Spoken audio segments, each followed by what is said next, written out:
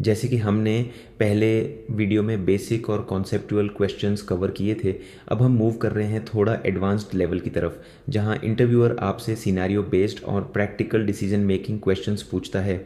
इस पार्ट में हम 5 important scenario based questions cover करेंगे जो रियल इंटरव्यूज़ में फ्रिक्वेंटली पूछे जाते हैं। हर क्वेश्चन को पहले समझेंगे, फिर उसका डीप एनालिसिस करेंगे और फिर देखेंगे कि एक प्रोफेशनल सेफ्टी ऑफिसर इसका आंसर कैसे देता है। Question 1. As per given scenario, what are the human factors and organizational factors involved? इस टाइप का क्वेश्चन इंटरव्यूअर तब पूछता है जब वो आपकी एनालिटिकल थिंकिंग टेस्ट करना चाहता है। सिनेरियो दिया जाता है जिसमें एक्सीडेंट या अनसेफ सिचुएशन होती है और आपको उसके रूट कॉजेज़ आइडेंटिफाई करने होते हैं। यहाँ इंटरव्यूअर देख रहा होता है क्या आप ह्यूमन फैक्टर्स जैसे fatigue, lack of training, stress, negligence identify कर सकते हो। क्या आप ऑर्गेनाइजेशनल फैक्टर्स जैसे poor supervision, lack of procedures, weak safety culture समझते हो। क्या आप सिर्फ सरफेस लेवल पे नहीं बल्कि रूट कॉज तक जा सकते हो। सेफ्टी ऑफिसर्स का स्ट्रॉन्ग आंसर गिवन सिचुएशन के बेसिस पर मैं सिचुएशन को 2 पार्ट्स में एनालाइज करूँगा, ह्यूमन फैक्टर्स और ऑर्गेनाइजेशनल फैक्टर्स। ह्यूमन फैक्टर्स में मैं चेक करूँगा कि क्या वर्कर प्रॉपरली ट्रेंड था या नहीं, क्या वो फटीग में था, क्या उसने पीपीई यूज़ नहीं किया या उसका एटीट्यूड केयरलेस था। स्ट्रेस, वर्कलोड और कम्युनिकेशन गैप भी इंपॉर्टेंट ह्यूमन फैक्टर्स हो सकते हैं। ऑर्गेनाइजेशनल फैक्टर्स में मैं इवेल्युएट करूँगा कि क्या प्रॉपर सुपरविजन अवेलेबल था, क्या स्टैंडर्ड ऑपरेटिंग प्रोसीजर्स फॉलो हो रहे थे, क्या रिस्क असेसमेंट पहले से किया गया था और क्या मैनेजमेंट ने एडिक्वेट रिसोर्सेज प्रोवाइड किए थे। मेरे अप्रोच के हिसाब से एक्सीडेंट सिर्फ वर्कर की गलती नहीं होती बल्कि सिस्टम फेलियर होता है, इसलिए मैं रूट कॉज एनालिसिस करके दोनों फैक्टर्स को एड्रेस करूंगा और करेक्टिव एक्शंस रिकमेंड करूंगा। Question 2. As per safety management system what will you prefer first, arranging documentation और अरेंजिंग फर्स्ट एड बॉक्स। ये एक ट्रिकी क्वेश्चन है जिसमें इंटरव्यूअर आपकी प्रायोरिटाइजेशन और प्रैक्टिकल अंडरस्टैंडिंग चेक करता है। यहाँ कन्फ्यूज़न क्रिएट होता है। डॉक्यूमेंटेशन भी इम्पॉर्टेंट है, फर्स्ट एड बॉक्स भी क्रिटिकल है। इंटरव्यूअर देख रहा है क्या आप रियल लाइफ अर्जेंसी समझते हो, क्या आप वर्कर सेफ्टी को प्रायोरिटी देते हो, क्या आप बैलेंस बना सकते हो कंप्लायंस और प्रैक्टिकलिटी के बीच। सेफ्टी ऑफिसर का strong answer as per safety management system दोनों चीज़ें इंपॉर्टेंट हैं, डॉक्यूमेंटेशन भी और फर्स्ट एड अरेंजमेंट भी। लेकिन अगर मुझे इमीडिएट प्रायोरिटी चूज़ करनी हो तो मैं सबसे पहले फर्स्ट एड बॉक्स अरेंज करूँगा क्योंकि यह डायरेक्टली इमरजेंसी रिस्पॉन्स से रिलेटेड है और किसी भी इंसिडेंट में इमीडिएट मेडिकल सपोर्ट प्रोवाइड करता है। डॉक्यूमेंटेशन एक स्ट्रक्चर्ड प्रोसेस है जो सिस्टम को स्ट्रॉन्ग बनाता है, लेकिन अगर साइट पे इमरजेंसी हो जाती है और फर्स्ट एड अवेलेबल नहीं है तो सिचुएशन सीरियस हो सकती है।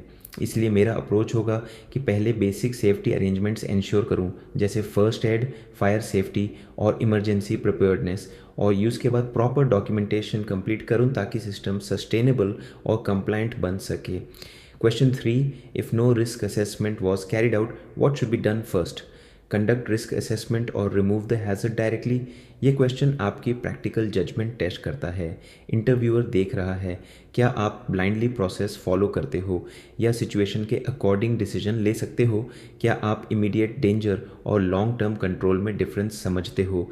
यहाँ करेक्ट अप्रोच सिचुएशन बेस्ड होता है। सेफ्टी ऑफिसर का स्ट्रॉन्ग आंसर अगर साइट पे रिस्क असेसमेंट नहीं किया गया है तो आइडियली हमें प्रॉपर रिस्क असेसमेंट कंडक्ट करना चाहिए बिफोर स्टार्टिंग एनी वर्क। लेकिन अगर कोई हैज़र्ड इमीडिएट डेंजर क्रिएट कर रहा है जैसे एक्सपोज्ड लाइव वायर या अनस्टेबल स्ट्रक्चर, तो सबसे पहले उस हैज़र्ड को इमीडिएटली कंट्रोल या आइसोलेट करना ज़रूरी है ताकि एक्सीडेंट प्रिवेंट हो सके। उसके बाद डिटेल्ड रिस्क असेसमेंट कंडक्ट किया जाना चाहिए ताकि long term control measures implement किए जा सकें। मेरा अप्रोच हमेशा सिचुएशन बेस्ड होता है। अगर रिस्क हाई और इमीडिएट है तो पहले कंट्रोल एक्शन और फिर proper risk assessment for sustainable safety. Question 4. IF workers are not following safety procedures what action will you take. ये क्वेश्चन आपकी लीडरशिप और बिहेवियर मैनेजमेंट स्किल्स चेक करता है। इंटरव्यूअर देख रहा है क्या आप सिर्फ रूल्स इन्फोर्स करते हो या आप लोगों को समझकर इम्प्रूव करते हो, क्या आप कम्युनिकेशन और ट्रेनिंग पे फोकस करते हो। सेफ्टी ऑफिसर का स्ट्रॉन्ग आंसर अगर वर्कर्स सेफ्टी प्रोसीजर्स फॉलो नहीं कर रहे हैं तो मैं सबसे पहले रूट कॉज समझने की कोशिश करूंगा कि ऐसा क्यों हो रहा है। हो सकता है उन्हें प्रॉपर ट्रेनिंग ना मिली हो या प्रोसीजर्स कॉम्प्लेक्स हो या सुपरविजन वीक हो। मैं उन्हें डायरेक्टली पनिश करने के बजाय पहले उनसे कम्युनिकेट करूँगा और उन्हें समझाऊँगा कि प्रोसीजर्स फॉलो करना उनकी सेफ्टी के लिए कितना इम्पोर्टेंट है। अगर अवेयरनेस की कमी है तो ट्रेनिंग और टूल बॉक्स टॉक्स कंडक्ट करूँगा, लेकिन अगर रिपीटेड वायलेशन होता है तो कंपनी पॉलिसी के अकॉर्डिंग डिसिप्लिनरी एक्शन लेना भी ज़रूरी है ताकि सेफ्टी स्टैंडर्ड्स मेंटेन रहें। Question 5, in a scenario where there is poor safety culture how will you improve it. ये एक हाई लेवल क्वेश्चन है जो आपकी स्ट्रैटेजिक थिंकिंग टेस्ट करता है।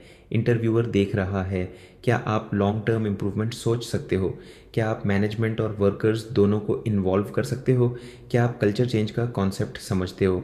सेफ्टी ऑफिसर्स का स्ट्रॉन्ग आंसर, अगर साइट पे सेफ्टी कल्चर वीक है तो उसको इम्प्रूव करने के लिए एक सिस्टमैटिक और लॉन्ग टर्म अप्रोच ज़रूरी होता है। सबसे पहले मैं मैनेजमेंट कमिटमेंट इंश्योर करूँगा क्योंकि strong safety culture top level से स्टार्ट होता है। उसके बाद वर्कर्स के लिए रेगुलर ट्रेनिंग, अवेयरनेस प्रोग्राम्स और टूल बॉक्स टॉक्स कंडक्ट करूँगा ताकि उनकी इन्वॉल्वमेंट बढ़े। मैं रिपोर्टिंग सिस्टम को इनकरेज करूँगा जहां workers without fear unsafe conditions report कर सकें। रिकग्निशन प्रोग्राम्स भी इम्प्लीमेंट किए जा सकते हैं जिससे सेफ बिहेवियर प्रमोट हो। मेरा फोकस हमेशा ये होता है कि सेफ्टी को एक हैबिट बनाया जाए, ना कि सिर्फ एक रूल। आउटरो लाइन तो ये थे 5 important scenario based NEBOSH interview questions और उनके प्रैक्टिकल आंसर्स।